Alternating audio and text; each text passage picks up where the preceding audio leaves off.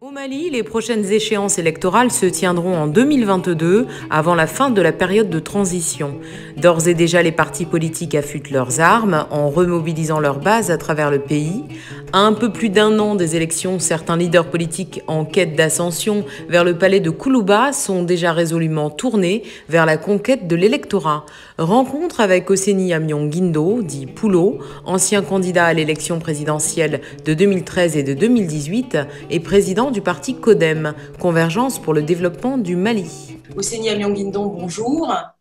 Bonjour. Le Mali fait face à la grève des syndicats des administrations civiles, SYNAC, des travailleurs du ministère de l'administration territoriale, des travailleurs des collectivités territoriales et des agences de développement des régions.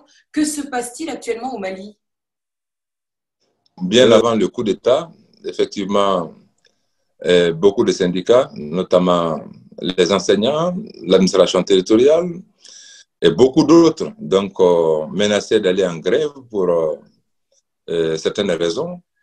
Et c'est dans ces conditions que le coup d'État est intervenu. Malheureusement, après le coup d'État, donc immédiatement, les autorités de la transition devraient quand même rencontrer ces différentes parties du corps social pour un moratoire. Et ce qui n'a pas été le cas, ils se sont juste attaqués à la question de l'éducation, à laquelle ils ont pu trouver une solution pour permettre de sauver ce qui restait de l'année scolaire. Et finalement, ça a créé, effectivement, ça a réveillé les autres. Et ce que nous constatons actuellement, je pense que dépend de cela.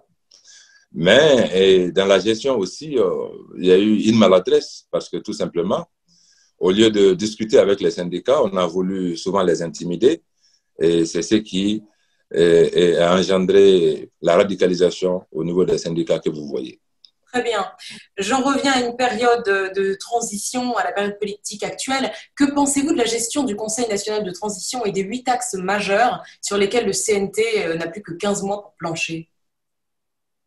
Vous savez, le CNT déjà pêche en légitimité. Normalement, le CNT, c'est un organe représentatif, donc des différents corps sociaux et politiques du pays. Malheureusement, comme vous avez pu le constater, personne ne se sent représenté. Tous les membres du CNT ont été choisis par le vice-président de la transition. Alors donc, ce qui est aujourd'hui attendu du CNT, je pense que pour ne pas aller courir certains risques de contestation, c'est vraiment d'aller de créer les bonnes conditions d'organisation d'une élection, des élections. Et aussi, s'il y a des dispositions sécuritaires à prendre, je pense que c'est tout ce qu'on peut attendre de ce CNT. Ce CNT ne peut plus aller à des réformes en profondeur parce que tout simplement, ces réformes seront automatiquement contestées parce que tout simplement, les différents corps de la société ne se sentent pas représentés. Je ne vous entends plus. Je ne vous entends plus. La communication a été coupée. De faire en sorte que rapidement, les meilleures conditions d'une bonne élection soient créées et aussi les meilleures conditions donc de la sécurité dans le pays. Et ce CNT n'est plus légitime pour aller à des réformes en profondeur pour notre pays. Alors, depuis plus de 7 ans, l'armée française combat au Mali, des bandes djihadistes qui contrôlaient le nord du pays en 2012, et ça fait 5 ans qu'un accord issu d'une négociation à Alger avec une partie des groupes armés est censé ramener la sécurité dans la région avec l'appui de 3 forces. Les 12 000 casques bleus des Nations Unies, les 5 100 hommes de la force offensive française Barkhane et la force conjointe du G5 Sahel, soit environ 5 000 soldats africains. Cependant, la situation n'a cessé d'empirer. L'insécurité s'est même étendue à de nouveaux territoires. Mohamed Bazoum du PNDS Taraya, le parti au pouvoir au Niger voisin, affirme que l'accord d'Alger a été un échec et que la situation est pire aujourd'hui. Alors, quel est votre avis, Oseni Amion-Guindo? Est-ce le résultat d'une inadéquation profonde entre les méthodes militaires et l'aide apportée? Est-ce que c'est un problème avec la gouvernance locale ou est-ce que c'est l'accord lui-même qui pose problème? Je dirais que l'accord a eu le mérite au moins de faire cesser la belligérance entre les groupes séparatistes et le gouvernement du Mali. Et je pense qu'il faut saluer cet accord. Alors, donc, tous les mécanismes, tout ce qu'il y a, tous les mécanismes sont prévus dans l'accord. Et je ne trouve pas que le problème soit l'accord. Aujourd'hui, ce qui surtout fatigue le Mali, c'est vraiment les groupes terroristes, des groupes terroristes islamistes. Il ne faut pas se cacher la vérité. Et s'il y a insécurité aujourd'hui au Mali, c'est surtout lié à ces groupes. Et malheureusement, nous avions espéré que pendant la transition, alors que les militaires allaient nous définir une nouvelle doctrine en matière de défense et de sécurité pour faire face à cela. Malheureusement, donc, à notre grand étonnement, ils ont décidé de négocier avec les terroristes sans nous dire exactement ce qu'il faut négocier, ce qu'il ne faut pas négocier. Et du coup, l'armée n'est plus combattante sur le terrain et les populations commencent progressivement à signer directement des accords de paix avec ces groupes terroristes islamistes. Le gouvernement de transition s'est engagé à renouveler la dynamique de mise en œuvre de l'accord d'Alger afin de soutenir la paix au Mali et puis dans la sous-région. Oui, je pense qu'il y a beaucoup d'engagements pris par cette transition, mais vous voyez, dans le déroulé des choses, en réalité, la priorité n'est plus donnée à cela. La priorité, nous sommes à 100 jours de la transition et jusque-là, aucune doctrine n'a été définie en matière de défense et de sécurité. Rien n'a été défini sur l'application de l'accord ou sur sa relecture, parce que tout simplement, ils ont aussi dit dans le même document qu'ils appliqueront les recommandations du dialogue national inclusif. Or, le dialogue national inclusif a demandé à ce qu'une relecture de l'accord soit faite. Bon, mieux et pire encore, c'est que durant les 100 jours, le combat qui vaut au Mali ici, c'est les questions de positionnement. Comment positionner un président de la transition, comment positionner un vice-président de la transition, comment positionner des éléments au niveau du CNT. Jusque-là, toute la bataille a consisté juste à des positionnements, mais pour l'instant, aucune lecture claire, c'est-à-dire sur le sort réservé à l'accord de paix. Et bien entendu, la CEMA est membre du gouvernement, mais jusque-là, en tout cas, rien ne nous a été dit sur ce qu'il y a à faire. Est-ce que c'est une relecture qui se fera ou c'est une application totale de ce qui a été décidé? Donc, pour l'instant, rien n'est... En fait, il n'y a aucune lisibilité dans ce sens. Il n'y a aussi aucune lisibilité sur le comportement à tenir face aux terroristes islamiques qui essaiment aujourd'hui notre pays. Le défi sécuritaire est donc bien évidemment primordial. Alors, quelle est votre approche pour enrayer la menace terroriste? Mon approche il faut d'abord savoir situer l'ennemi. Qui est l'ennemi? Qui il faut combattre? Parce que tant que nous ne savons pas qui est l'ennemi, je ne vois pas dans quelle mesure, effectivement, on va combattre. Aujourd'hui, nous avons décidé de nous mettre à table avec les séparatistes depuis l'accord d'Alger. C'est une bonne chose. Maintenant, quel comportement il faut avoir avec les terroristes, avec les groupes armés, les milices qui essaiment tout le pays? Donc, je pense qu'il faut d'abord avoir une doctrine, effectivement, pour savoir qui est ami et qui est ennemi. Et sur cette base, maintenant, on saura organiser, c'est-à-dire, la nation, c'est-à-dire pour se défendre. Mais malheureusement, on ne sait pas aujourd'hui qui est ami, qui est ennemi, parce que même les terroristes qui sont en train de soumettre nos populations, c'est-à-dire à la charia, dans beaucoup de nos localités, alors reçoivent des messages quand même amicaux, des messages amicaux plutôt, en leur disant, bon, nous, on ne veut plus combattre avec vous, on veut vous traiter en ennemi. Et dans ces conditions, les populations n'ont d'autre choix qu'elles-mêmes directement, c'est-à-dire de négocier et d'aller à la paix avec ces groupes terroristes. Quels sont vos rapports avec les pays voisins? On a le Niger en ce moment qui fait face à une période électorale. Les élections auront lieu le 27 décembre. Quels sont vos souhaits de relations avec les pays voisins, le Niger, le Burkina Faso, pour notamment enrayer cette menace terroriste?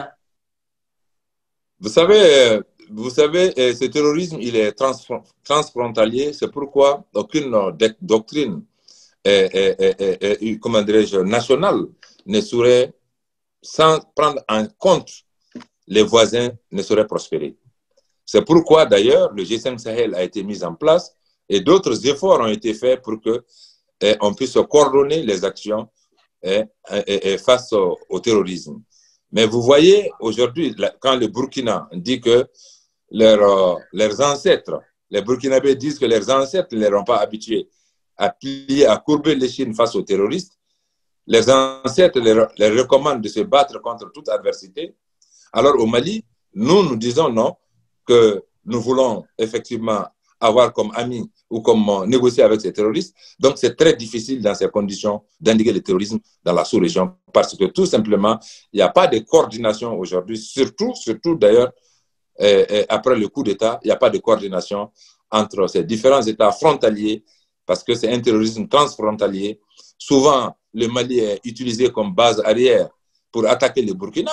Souvent, le Niger est utilisé comme base arrière pour attaquer le Mali et vice-versa. Je vous coupe parce que j'en reviens du Niger et l'un des candidats, le dauphin désigné par Mamadou Issoufou, a l'air de dire que le terrorisme n'est pas sur le territoire du Niger. Le problème majeur pour enrayer la menace terrorisme au Niger se trouve au Mali. Alors, et vous êtes en train de dire que le problème se situerait au Niger? J'ai dit qu'il est transfrontalier. Il est évident que du Niger, des gens attaquent des villages au Mali. Sinon, on ne parlera pas de il n'y aurait même pas de raison de faire le G5 dans ces cas. C'est parce que tout simplement, tous ces pays subissent. Et ceux qui sont venus au Mali sont passés souvent par le Niger, sont passés souvent par d'autres pays. Ils sont pas, excusez-moi, ils ne sont pas nés au Mali. Et il y a beaucoup de terroristes étrangers qui sont sur notre sol. Et vous conviendrez avec moi que ces terroristes qui ne parlent aucune langue du Mali ne peuvent pas être du Mali. Donc, ils viennent de quelque part, forcément. Vous êtes ancien ministre, président du parti CODEM. Quels sont les points forts du programme de votre parti?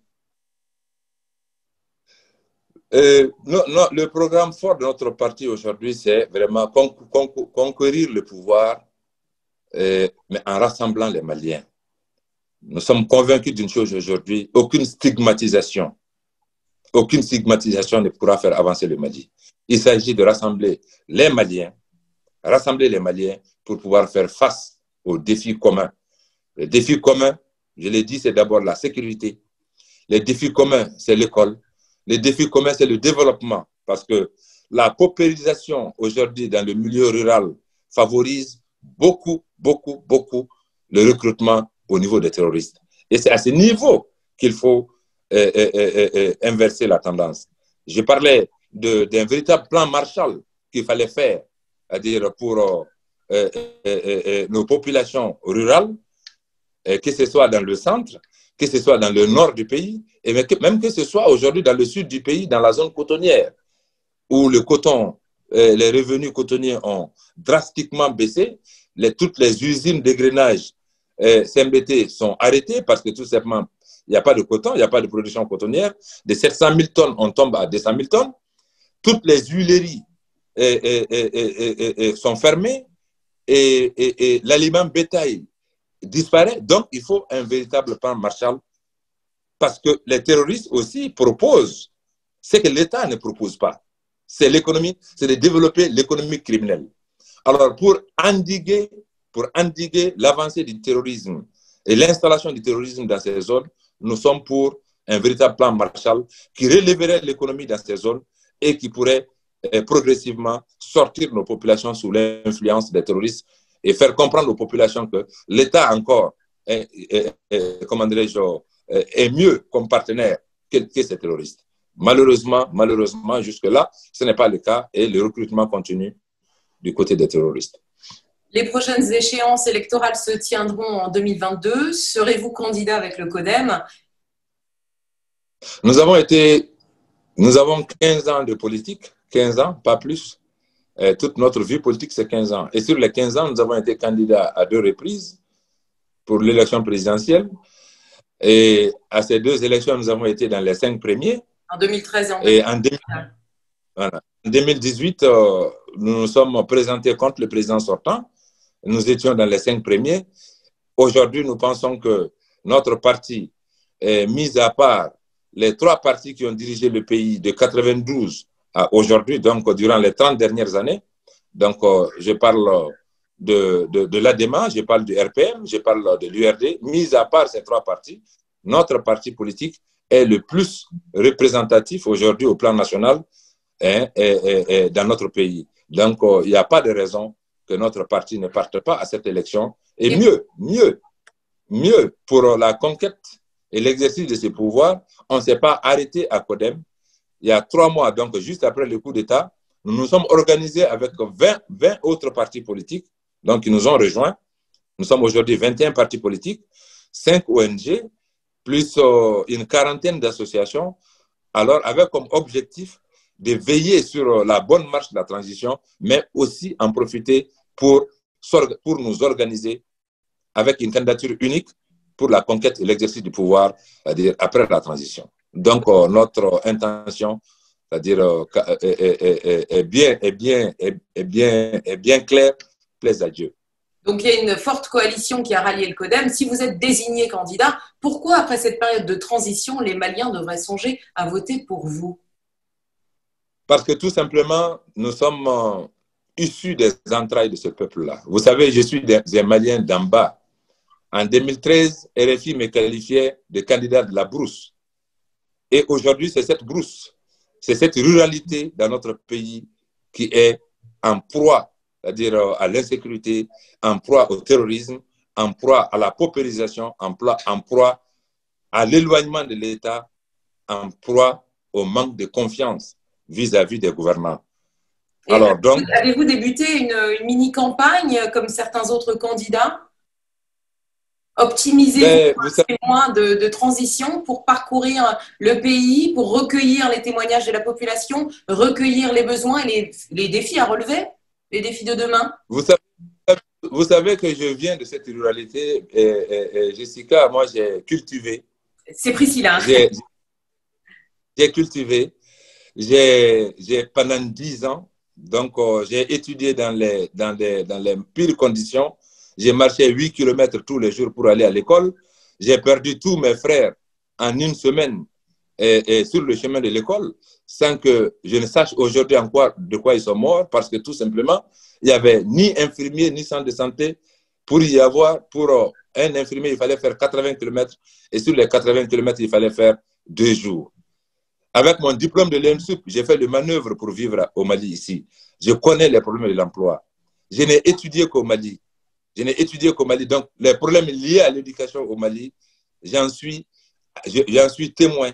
Je suis un produit de cela. Donc, je connais mieux que tous ceux qui ont peut-être étudié à la Sorbonne ou à Harvard les problèmes les problèmes de l'école malienne, entre autres. Donc, je suis un pur produit de cette déliquescence, excusez-moi, je veux dire, je suis un pur produit, je sors des entrailles de ce peuple-là. Et donc, cette déliquescence de l'État, nous avons été victimes, nous, avec nos parents, et nous n'avons jamais vécu ailleurs, nous ne connaissons qu'ici, et nous pensons qu'il faut des enfants sortis des entrailles de ce peuple-là pour que la compassion puisse revenir dans notre pays. Parce qu'aujourd'hui, il y a ce manque de compassion. Nous savions que beaucoup ont dirigé ce pays sans avoir aucune référence sociale dans notre pays. Certains ne savent même pas de quel village ils viennent. Et dans ces conditions, il est très difficile de ramener la confiance entre gouvernants et gouvernés. Et nous nous présentons un peu sous ces signes. Donc, pas besoin d'aller nous promener dans les villages pour chercher à savoir ce qui s'y passe. Non, nous les vivons au quotidien. Moi qui vous parle, Jessica, mes enfants sont inscrits dans les écoles publiques à Sikasso. Et pourtant, je suis dans le privé. Je m'auto-suffis. Je ne suis pas un salarié. J'ai été député pendant 2 mandats. J'ai été ministre pendant 4 ans. Et pourtant, mes enfants, aujourd'hui encore, ne sont même pas inscrits à Bamako, sont inscrits dans les écoles publiques à l'intérieur du pays. Donc, c'est pour dire que nous vivons au quotidien ce qui se passe dans ce pays. Et c'est pour cela que nous souhaitons effectivement avoir la confiance des populations pour rapprocher la gouvernance des gouvernés. Nous l'avons bien compris, vous seriez donc le candidat du rassemblement, le candidat du peuple. Oseni Amion Guindon, 54 États, vous remercie. Et mon prénom, c'est Merci beaucoup. Priscilla. Vous m'appelez par mon deuxième prénom que vous avez deviné. En tout cas, un grand merci. Merci. Et on se retrouve prochainement. Merci. Merci.